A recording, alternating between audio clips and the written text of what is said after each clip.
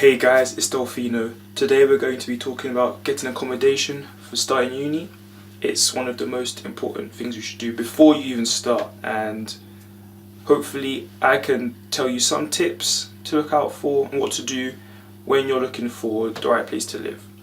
So where do we begin? First things first is to look at your uni's accommodation. These are university authorized, they're university approved buildings, and retailers or real estate agents and renters and landlords and even companies, organizations that they approve of to say, hey students, this is where you should live.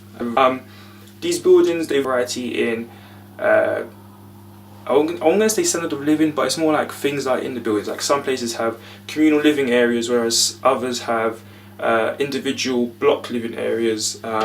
Some places have ensuite bathrooms, others have shared bathrooms. Others differ from number of rooms to the house or the flat. Others are almost self-contained apartments in themselves, like studio apartments. Of course, these have these different price, and they reflect, or they're supposed to reflect, what you're going to get for value for money. So in choosing it, that will depend on your budget, and we'll talk about that in the next video about budgeting. But what we should know is that when you're looking for something, the university, let's assume the university knows best, and it's important to get in there early. What most people try to do is only look at apartments once they've been accepted, and so you can imagine that the morning of results day is the busiest time these sites have, and if they're busy, that means your chance of getting a place dramatically reduces. Okay, so what's important to do is to look for the buildings and the apartments that you want before you know you're going to get a place. I know it's a bit silly to say this, but would you rather have that backup plan, you know what you're going to do the day you get your results, or would you rather be like, ah, I'm in, what do I do now? Quick jump to the website, or well, it's not even that, you'd be like, pretty much get your results, wake up in the morning, you check UCAS, then you go, I'm in, check the website, but then, no, I still have to go to school or college to get my results, and you rush over there, get your results, and it's a big hoo-ha. Okay, so it's important to know what you want and put your deposit down. Some places, I know that Nottingham Trent for one had a deposit of £200 before you started, and it is refundable. It is refundable if you don't get the place. Keep that in mind, and honestly, if you can ask someone for the money, if you don't have it yourself, it is repayable once you're at uni, because well, we'll talk about this again, but your student loan is there to pay off what you can't pay for yourself, that is.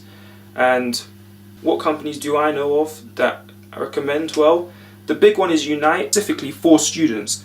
So the people there, you sometimes find that have once been in student unions of the universities. The compounds are usually secure, but the apartments are usually secure and with like security at least during the night, or sometimes 24 hours a day. They have post boxes, individual post boxes, so you just get up in the morning, go downstairs, check your posts. These places are quite nice actually, because they usually have people coming in and saying, hey look students, you want to have a great night out? Hey, here's a leaflet.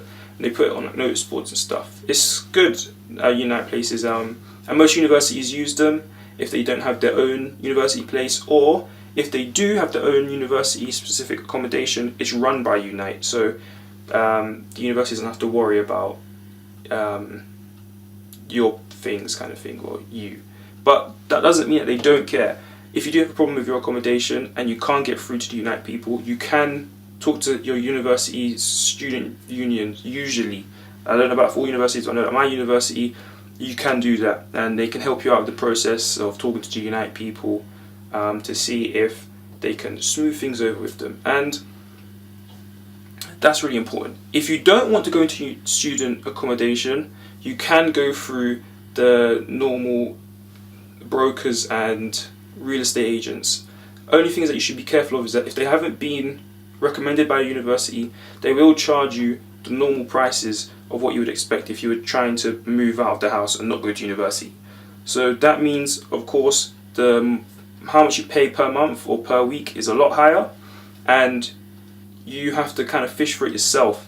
The advantages of it, though, is that you're not kept to, say, a 46-week contract where for the course of the year, that's the only time you can stay at these accommodations. It usually means that all year, 52 weeks, you can stay there, Christmas, whatever.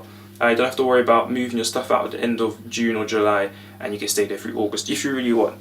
Of course, you pay a bit more, so that's going to strain your budget. But if you really want to get that full, I'm going to university to be independent, it's a great way to start, and it gets you on the property ladder apparently. If that's true, I don't know, but it is what I've been told. People don't really seem to call them out on it when it comes up, so I'm going to say it's trusted information, but don't quote me on that. However, what is important is that you do your research, okay? One thing you don't want to do is jump into an apartment just saying, yeah, I like this place, I like the building, I like the feel of it, I like the colours, yeah.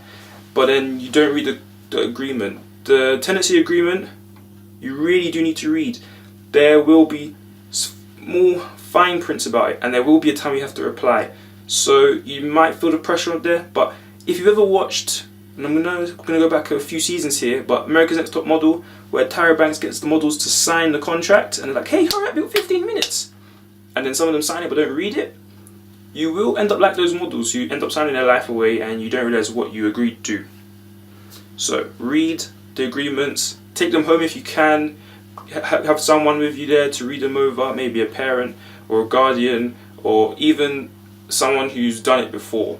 I know it kind of sounds a bit funny saying, hey, you're going to run away off to uni, away from your parents, but call mommy and daddy to help you out. Hey, they're there, they've probably done it before. The fact that they probably live in a house by themselves anyway shows that they probably know what they're doing and at least know what to look out for. If you're really antsy about these tenancy agreements, you can look over them with a lawyer, but again, it's usually an unnecessary precaution, but hey, if you really want to go there, you can go there. The tenancy agreement, they do vary. Some of them are by house, some of them are by room. What does that mean? Well, it means that by house, and you have to say pay £300 a month for the house, that usually means it doesn't matter how many people are in the house, doesn't matter how many people signed the agreement, that money has to go to the landowner, the homeowner, or the landlord, whoever you want to call them. It has to go to them each month. Doesn't matter if it's just you in the house or if there's 50 people living in the house. Probably shouldn't do that, but yeah. They want their money, so they're going to get the money. If you pay by room, that means it doesn't matter if you stay here and your roommate moves out, it means you just have to pay for your room.